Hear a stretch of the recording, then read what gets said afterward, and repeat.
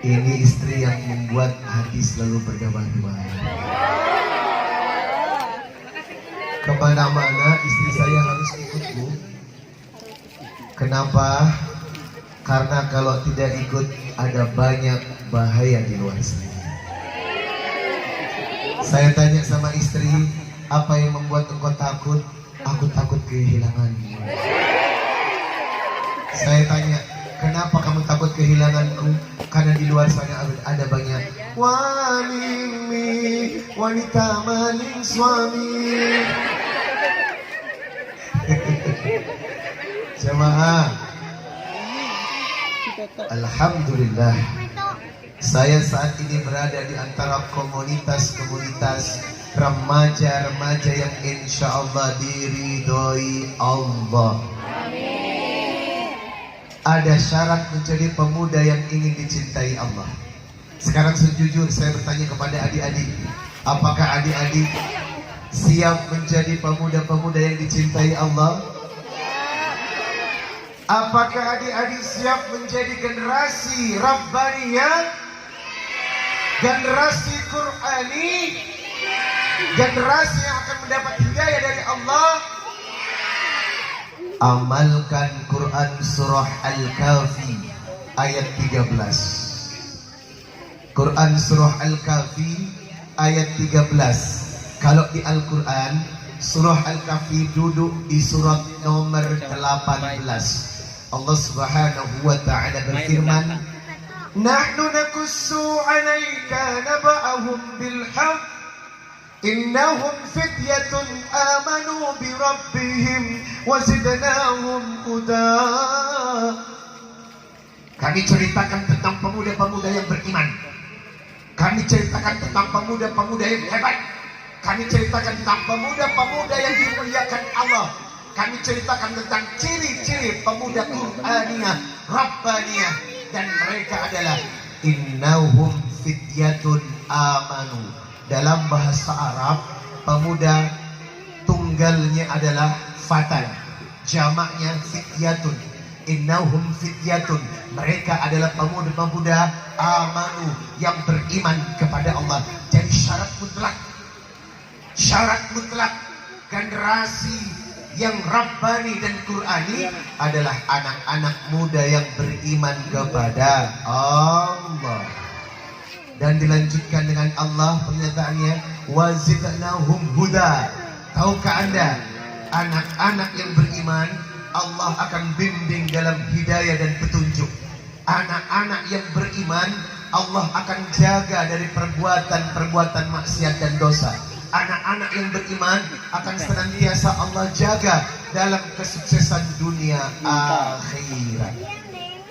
Jamaah,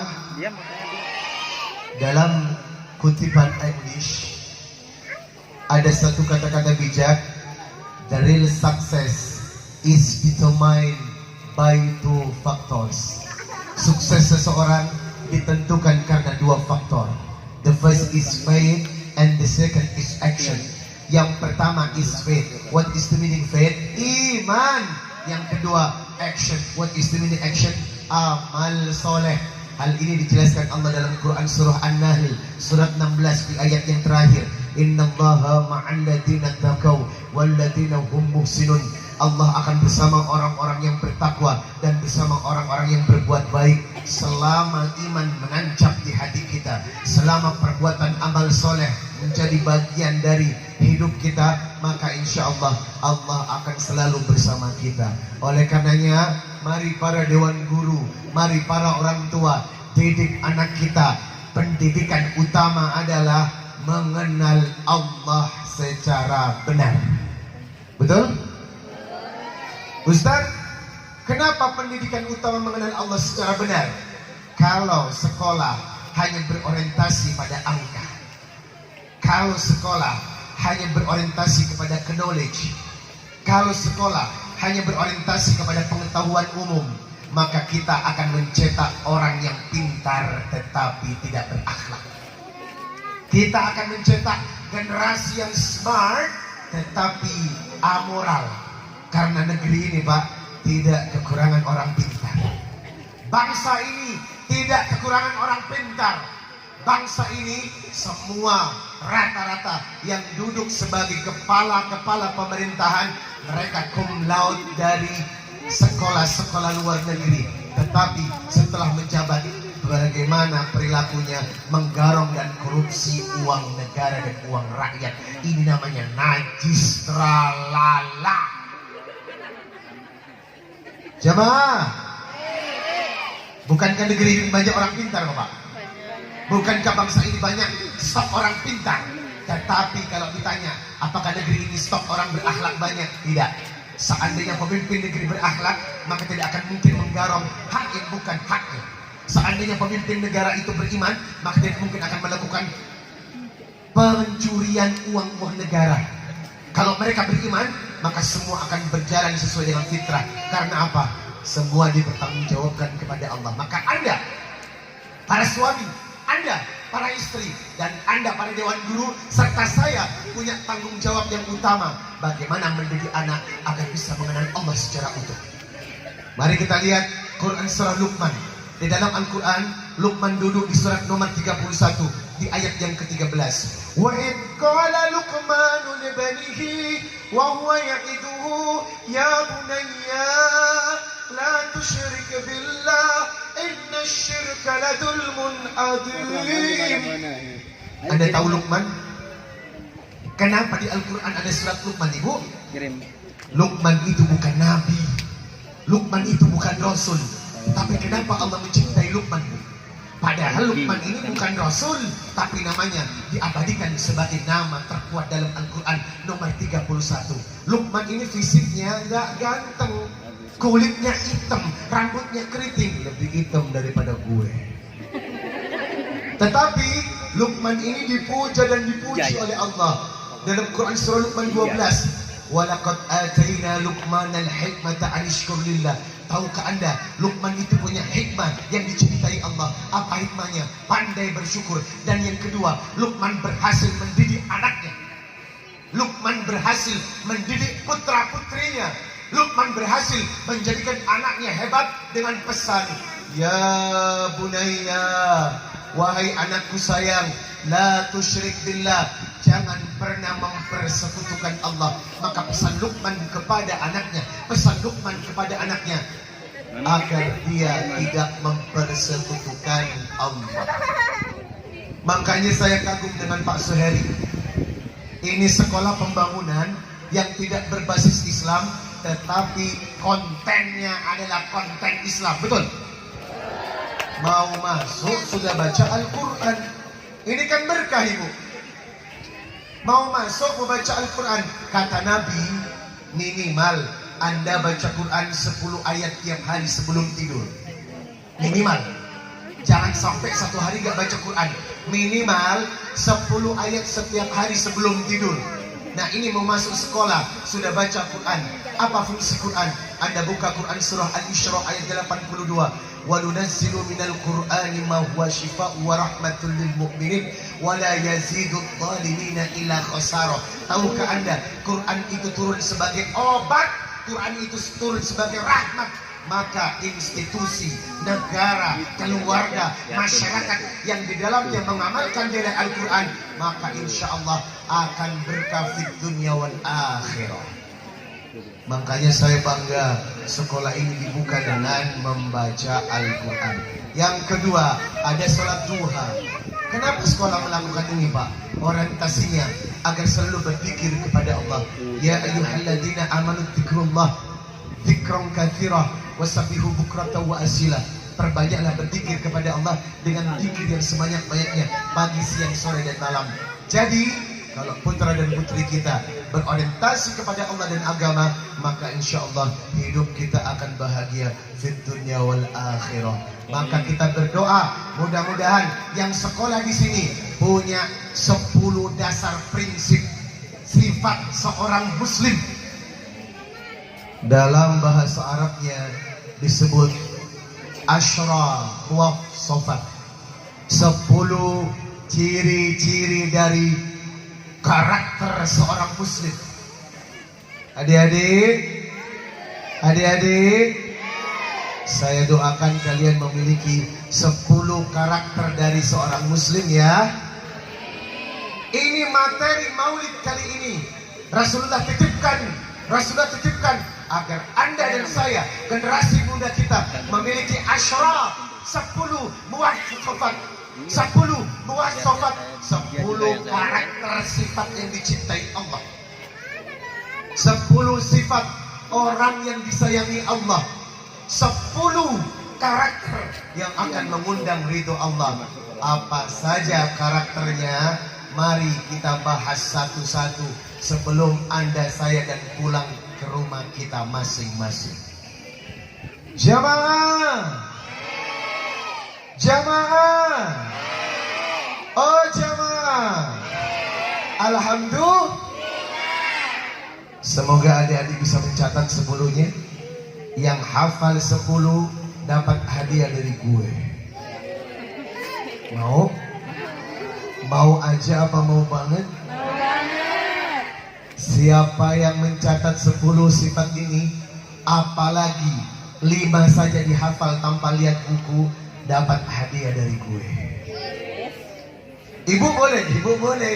Kalau ibu bisa menghafal 10-10-nya, hadiah spesial 1 unit.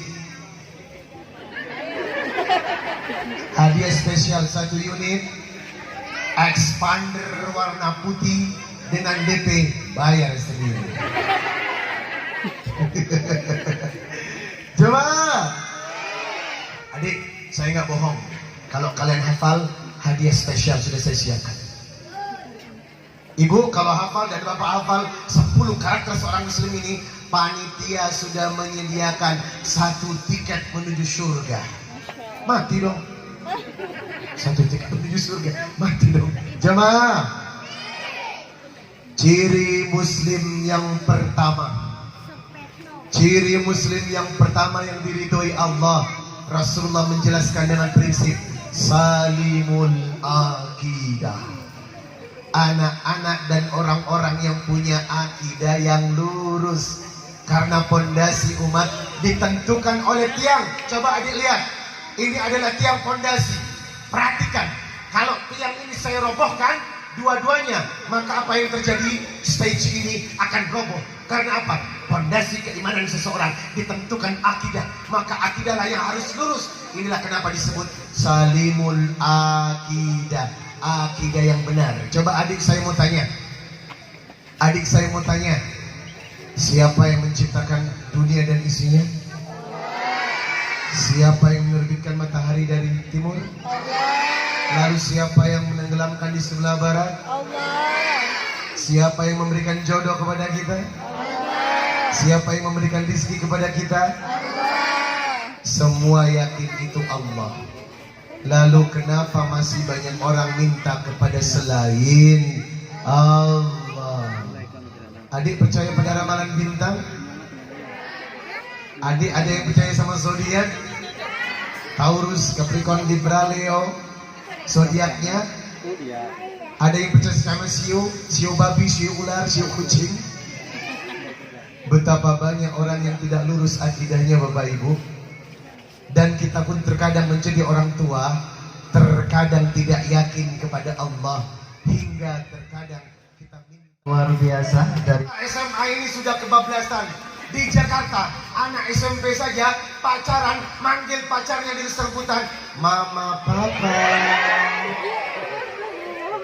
Saya kemarin ngasih tahu siapa di salah satu SMA Jakarta. Lalu ada datang anak kelas 3 SMP bawa handphone. Ustadz, foto dong? Boleh. Pas begitu mau foto dengan saya, Ustadz, sebentar ada telepon masuk. Saya tengok sedikit handphonenya, tertulis di layarnya papa. Saya pikir itu bapaknya, Pak. Tak naruh curiga. Itu siapa, Dek? Ini, ya, papamu. Bukan si saja, Pak. Ayang aku. Ya Allah. Inna lillahi wa inna ilaihi. Cukup aneh bin Aladin, anak SMP berhubungan dengan memanggil sebutan mama, papa, najis, lalala. Jamaah, itu SMP, Pak. Bagaimana nih kelakuan anak-anak SMA? Makanya saya tidak percaya kalau SMA itu tidak pacaran. Karena kita sudah terbawa virus, terkontaminasi oleh kebiasaan-kebiasaan drama, sinetron di TV yang rata-rata anak SMP aja pacaran. Apa tuh di SCTV yang tayang habis maghrib? Jendela anak. Dia tahu jendela anak SMP. Bapak tahu itu sinetron tidak mendidik sama sekali. Itu sinetron tidak mendidik anak sama sekali. Karena apa? Anak SMP sudah pegangan, pelukan, rabah-rabahan. Coba bayangkan, Pak. Apa KPI kita nggak pernah melihat sinetron itu? Efek dari anak-anak SMP yang pacaran. Akhirnya apa? Semua anak-anak SMP meniru kelakuan anak-anak yang main sinetron di jendela SMP. Oleh karenanya, berhati-hatilah terhadap akidah. Orang yang paham akidah akan bisa membedakan mana yang hak dengan mana yang batil. Oleh karena itu, ajari anak kita untuk mengikuti aturan-aturan Allah. Salimul akidah adalah ketentuan di mana kita menjadikan Allah dan hukum-hukumnya untuk mengatur keluarga, untuk mengatur sekolah, untuk mengatur negara. Siapa yang mau diatur oleh Allah, insya Allah rumah tangga kita, generasi baik-baik saja. Yang kedua, tadi yang pertama salimul akidah. Yang kedua, yang merupakan sifat dan karakter dicintai Allah adalah sahihul ibadah, orang-orang yang kuat ibadahnya. Jemaah, kita diciptakan di dunia bukan buat tidur kali. Kita diciptakan di dunia bukan buat ngumpulin harta agar bisa bersolek dan beli peralatan mewah. Kita di dunia punya amanah, Pak. Apa amanah Anda? Baca surat Az-Zariyat ayat 56. Wa ma khalaqtul jinna wal insa illa liya'budun. Anda dan saya diciptakan untuk beribadah. Baca surat Al-Mulk surat 67 ayat 1 dan 2. Tabarakalladzi biyadihil mulk wa huwa 'ala kulli syai'in qadir. Alladzi khalaqal mauta wal hayata liyabluwakum ayyukum ahsanu amala. Anda diciptakan untuk memperbanyak amal soleh menuju kematian. Jadi kalau ada yang mengaku Islam tapi ibadahnya tidak pernah OMG, hello. Jemaah, Pak, kalau Anda dituntut ibadah itu wajar. Karena tugas saya dan Anda beribadah dan taat kepada Allah 24 jam non-stop. Kalau ibadah kita lebih banyak daripada ngurus dunia, itu wajar. Karena memang kita diciptakan untuk mengabdi dan taat kepada Allah. Siapakah orang-orang yang ibadahnya kuat? Pertama, orang laki-laki yang tidak pernah meninggalkan 5 waktu di masjid.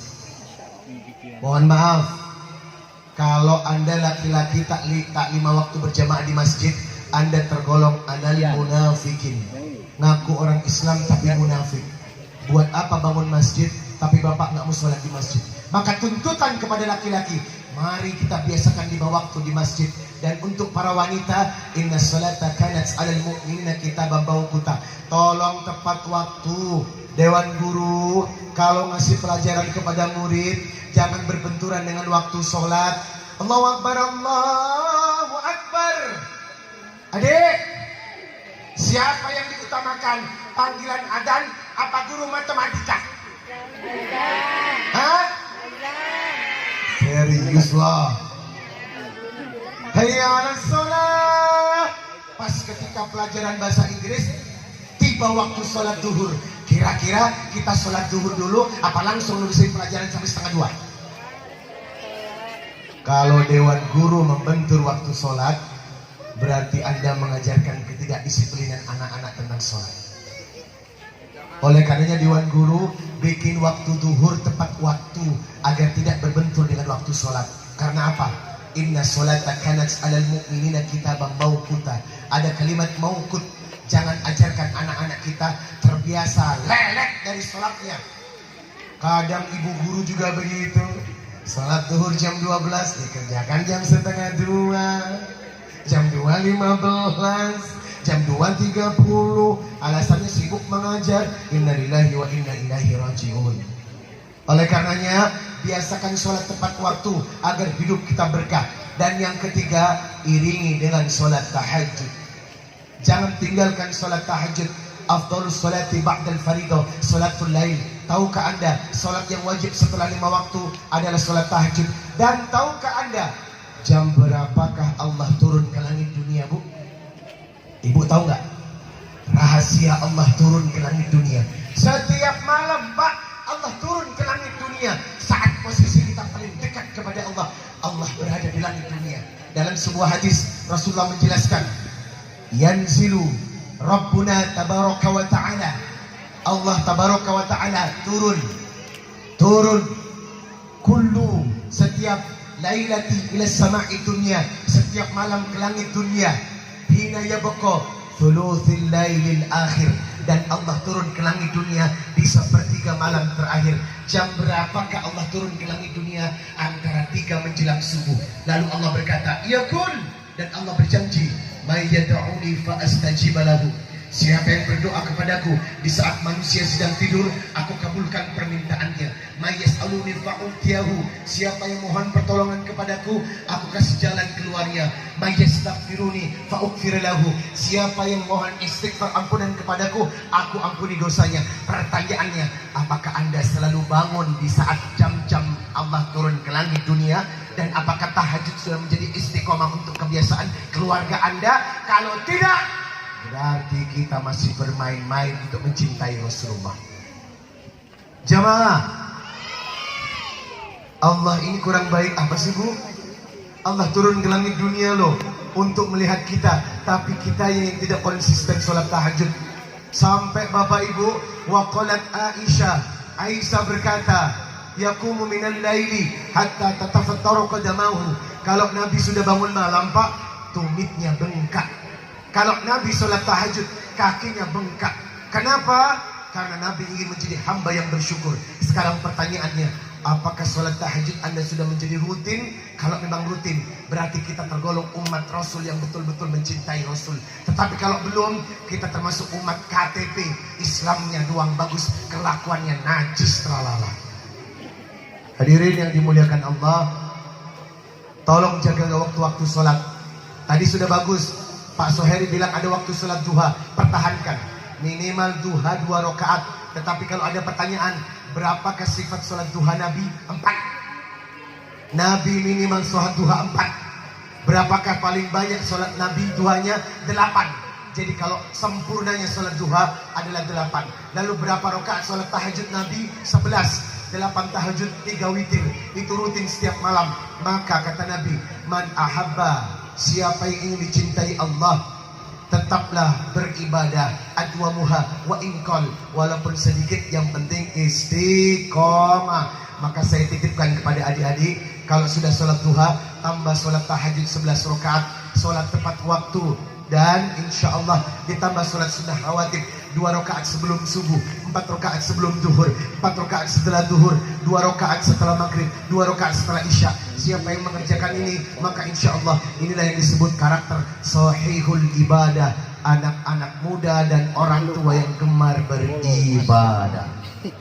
Jamaah, yang ketiga, matinul khuluq, anak-anak atau orang tua yang berakhlak. Ini penting.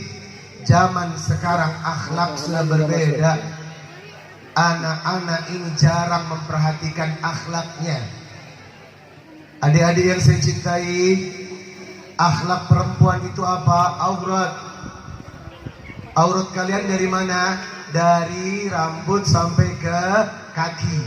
Mana yang boleh tampak? Muka dan telapak tangan. Kaki itu wajib pakai kaos kaki. Jadi kalau ada perempuan yang tidak pakai kaos kaki dan kakinya terlihat, Anda membawa neraka. Coba tengok, pakai kaos kakinya? Hah? Ada yang nggak pakai kaos kaki? Inna lillahi wa inna ilaihi rajiun. Adik-adik, kaki aurat. Tahu nggak? Imam Bukhari, perawi hadis, pernah turun dari unta tak sengaja di depan depannya ada nenek-nenek berusia 85 tahun, turun juga dari unta, dan roknya tersingkap hingga separuh betisnya kelihatan. Separuh betisnya kelihatan. Apa yang terjadi? 100.000 hafalan hadis Imam Bukhari hilang. Ya Allah. Baru betis.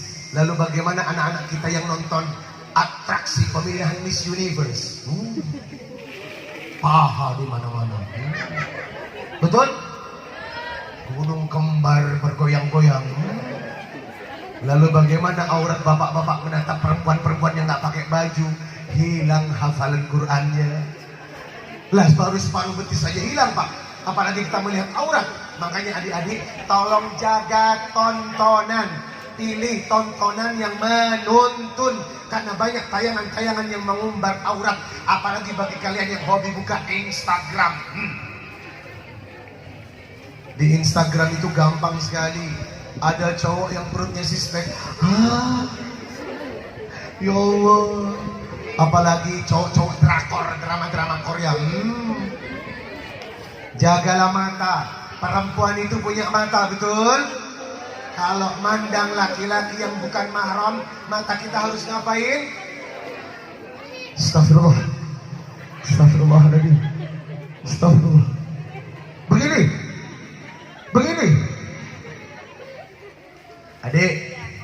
Adik. Coba Anda baca surat An-Nur. Surat An-Nur surat keberapa dalam Quran?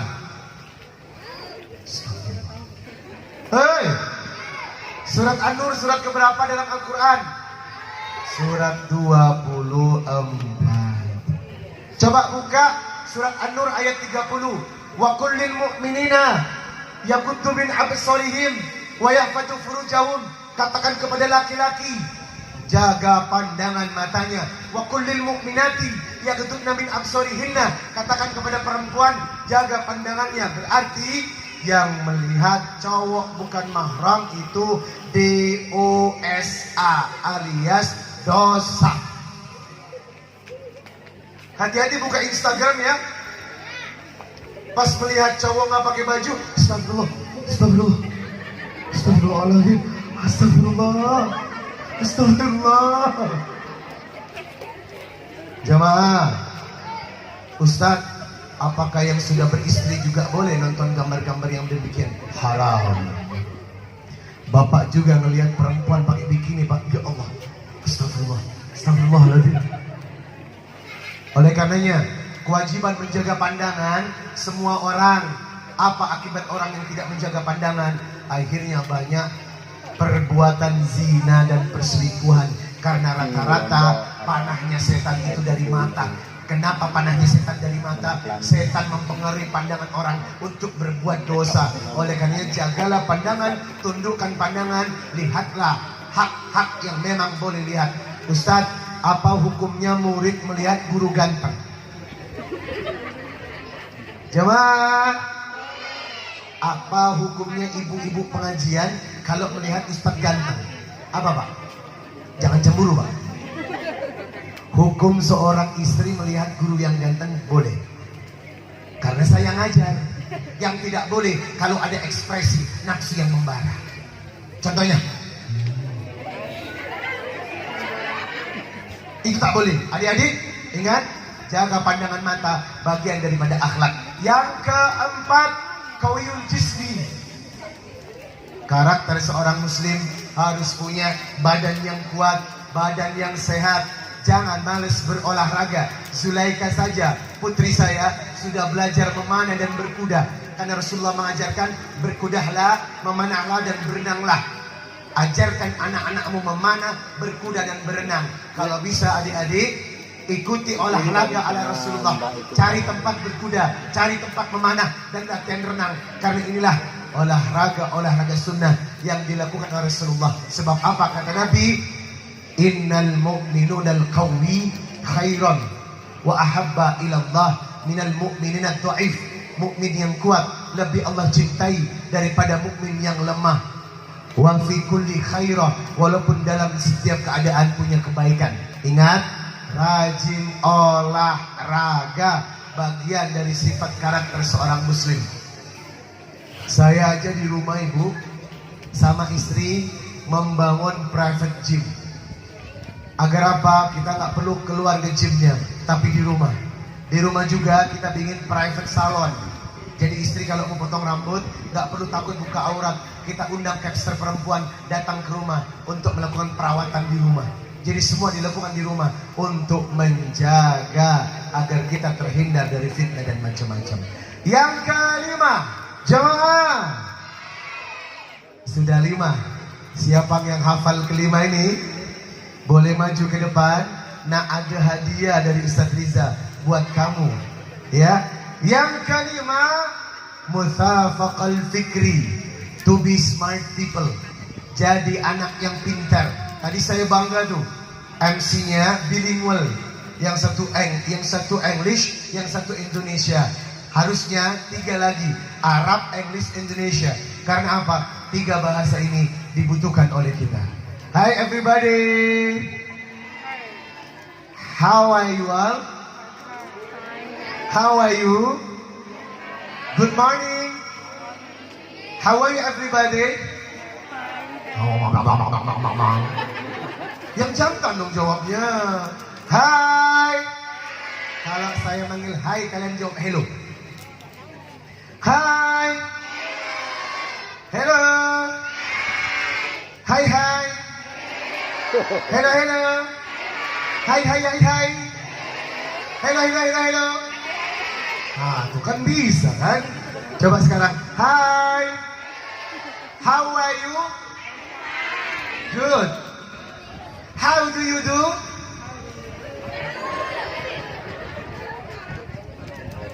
Katanya ada bahasa Inggris. Harusnya untuk for the daily conversation, actually you can. Kalian bisa. Coba sekali lagi. Hi. Hi. Are everything fine? Apa semua baik-baik saja? Assalamualaikum. Kaifa halukum? Kaifa halukum? Hal antum talamid? Halo? Halo? To be smart people dong. Jadi anak pintar dan cerdas. Kalau bisa di panggung, on the stage, to be yourself. Jadi diri kalian sendiri. Orang itu akan bagus. Pertama apa? Performance confident-nya. Ngomongnya nggak bagus, tapi kalau sudah percaya diri, tampaknya bagus. Tapi confident-nya bagus, ngomongnya bagus, maka insya Allah akan oke. Maka ajari anak-anak kita untuk jadi to be smart people. Anak-anak yang hebat dalam bahasa Arabnya muthafaqul fikri, punya pikiran yang cerdas agar bisa menguasai dunia dengan berbagai bahasa. English, Arab, Indonesia. Minimal kalian punya 3 bahasa, Inggris, Arab, dan Indonesia. Bahkan teman-teman, kemarin ada orang Indonesia cuman meninggal bu, meninggal di usia muda. Dia menguasai 14 bahasa dunia. Masih muda menguasai 14 bahasa dunia. Dan lucunya lagi, kemarin ada anak kecil Pak Abdurrahman di Timur Tengah, 3 tahun hafal 30 juz Quran. 3 tahun hafal 30 juz Quran. Inilah tanda-tanda muthafaqul fikri, anak yang cerdas. Sekarang tibalah quick answer. Silakan yang hafal 5 ciri pemuda idaman menurut Quran dan hadis. Angkat tangan. Tolong panitia hadiahnya spesial. Angkat tangan yang hafal 5 sifat karakter seorang muslim. Kalau tidak hafal, boleh maju ke depan sambil bawa contekan. Silakan. Silakan. Ada yang berani? Nah, inilah Pak Suheri yang saya cari, Pak. Anak-anak yang sportif. Mereka harusnya nggak Pak Ilham. Begitu dia punya catatan maju ke depan udah oke kan, sportif kan. Kenapa mesti takut kalian?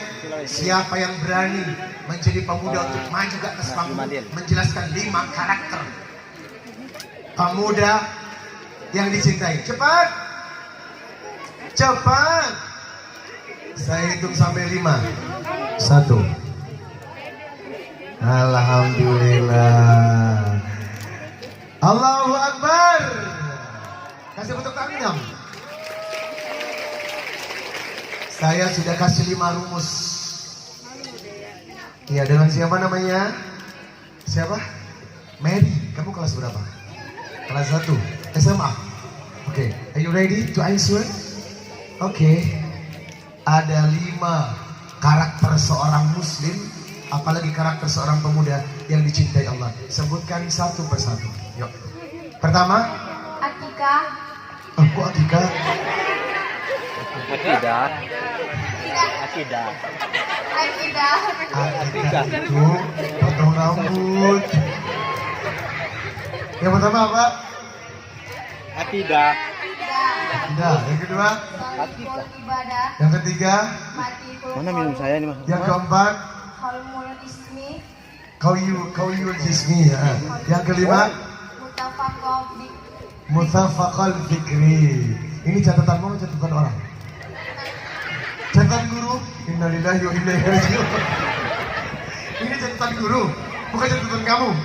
Tidak lu yang bawain gue. Jangan apa.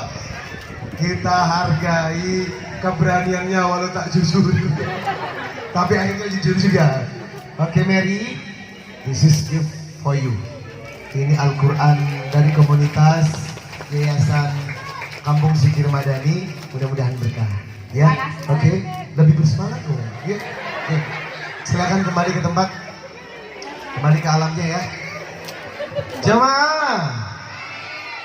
Ada yang lebih sempurna bisa menjelaskan? Tadi akidah dibilang akikah. Hah? Ada yang sempurna? Ibu ada? Ibu ada nggak? 5 karakter seorang muslim. Saya ulangi. Salimul akidah, sahihul ibadah, matinul khuluq, qawiyul jismi, mutafaqul fikri. Sudah ada 5. Siapa yang ingin menyempurnakan maju ke depan? Ini Pak Ustaz. Oh ada, silakan. Nah, kita coba. Ini dari mana adik-adik?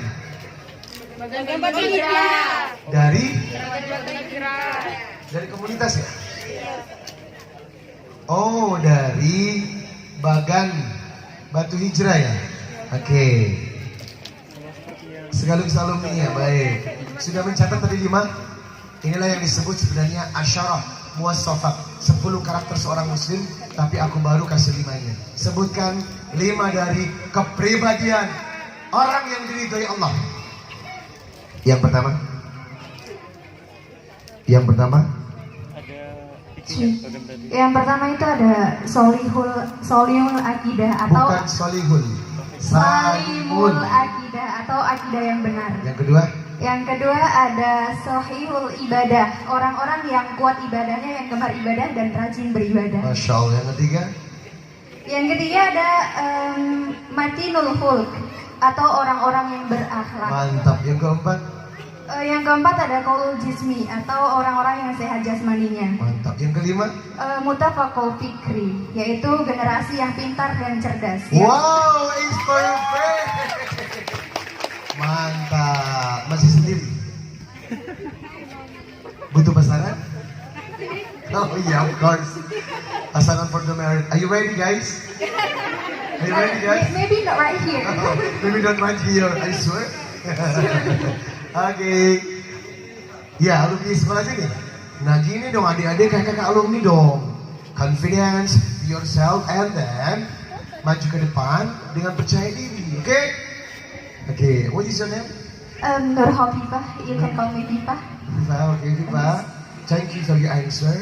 And Okay, then sure. thank you for your attention. With pleasure. You come on the stage, and then you are to be inspiring people, and everybody you like, yeah, like you. But I stay here, groggy. Oh yes, okay, Nervous, nervous. yes, It's of okay. course. That nervous is okay, but you have the good performance for today, ya. Thank you. This special for you. Quran, semoga berkah, insya Allah dapat jodoh. Amin. Are you ready? Oke, terima kasih dan Habibah. Silakan comeback. Alhamdulillah. Jamaah. Oh jamaah. 5 lagi. Ya. 5 lagi karakter seorang muslim akan saya jelaskan. Kali ini buat ibu-ibu yang bisa menjawab pertanyaan saya, silakan maju ke depan. Makanya catat. Are you ready? Sifat muslim yang keenam adalah mujahadatul li nafsihi. Yang keenam, mujahadatul li nafsihi. Orang-orang yang biasa dan bisa menguasai hawa nafsu. Kita punya nafsu enggak? Kita punya nafsu. Ibu-ibu punya nafsu. Laki-laki punya nafsu. Suami punya nafsu. Adik-adik juga punya nafsu.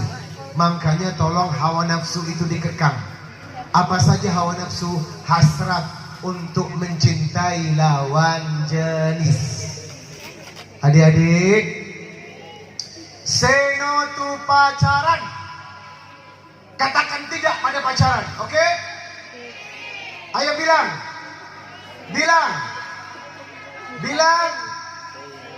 Say no to pacaran. Wala taqrabuz zina innahu kana fahishatan wa sa'a sabila. Allah mengingatkan jangan mendekati zina, dan Imam Syafi'i berkata perbuatan mendekati zina salah satunya anak muda yang berpacaran. Maka hal ini diharamkan dalam Islam. Ibu jangan bangga kalau anaknya punya pacar anak pejabat. Kadang ibu cerita, anakku ya Allah pacarnya pejabat, dijemput pakai mobil. Bangga dari mana? Justru Anda berdosa mengikhlaskan perbuatan zina yang dilakukan oleh anak-anak Anda. Makanya sekolah please jangan diam kalau ada siswa yang pacaran. Sekolah please bikin sanksi kepada siswa yang pacaran.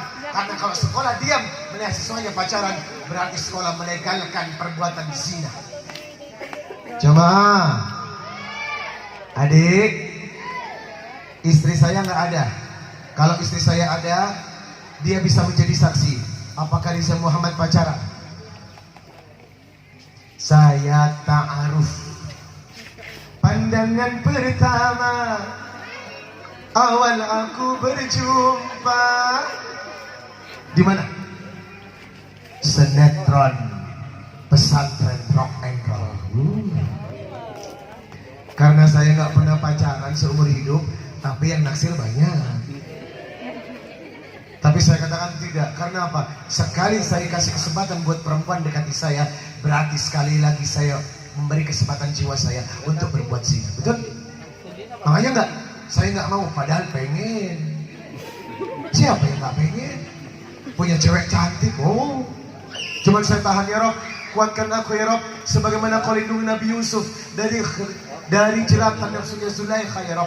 Kuatkan aku ya Rob. Sampai usia 35 saya nggak pacaran. Saya menikah telat. Begitu melihat istri saya, Allahu Akbar, jantung seperti pelana kuda. Ketebak. Saya bingung, ini jantung kenapa ya? Lalu saya telepon teman saya di India, namanya Syahrukan. Saya nanya sama dia, apa ininya? Syahrukan jawab,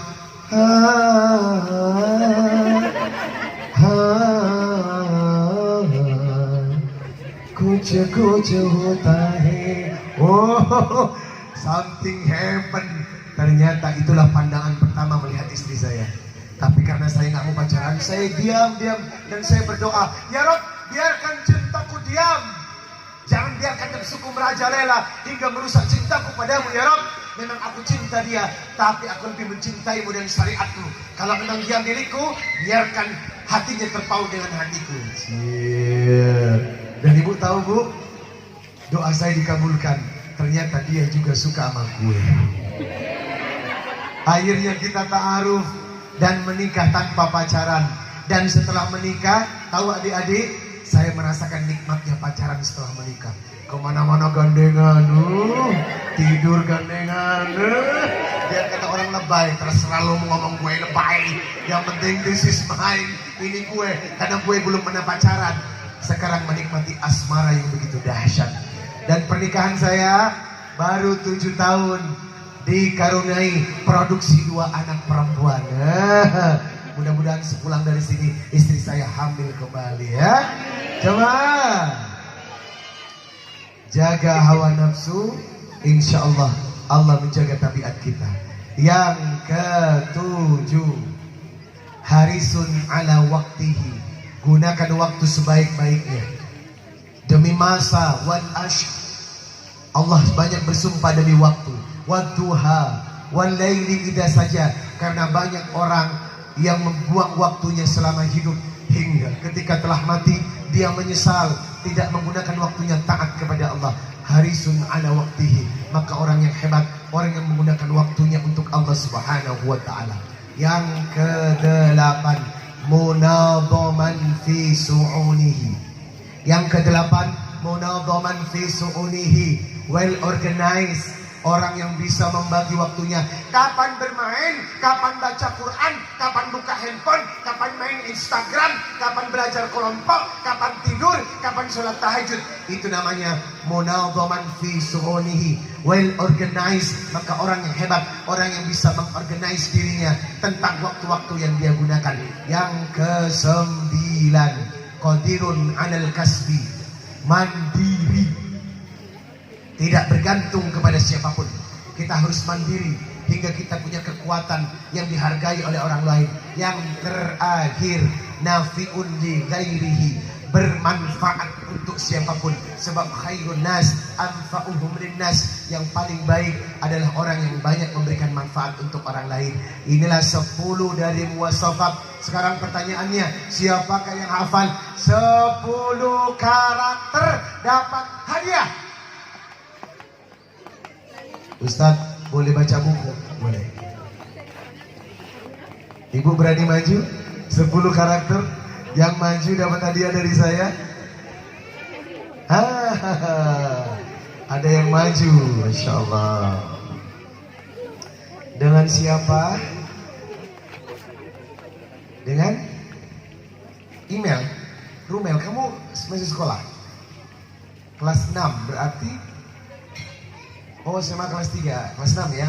Rumel, are you ready Rumel? Asyrah wasofat, 10 kepribadian seorang muslim.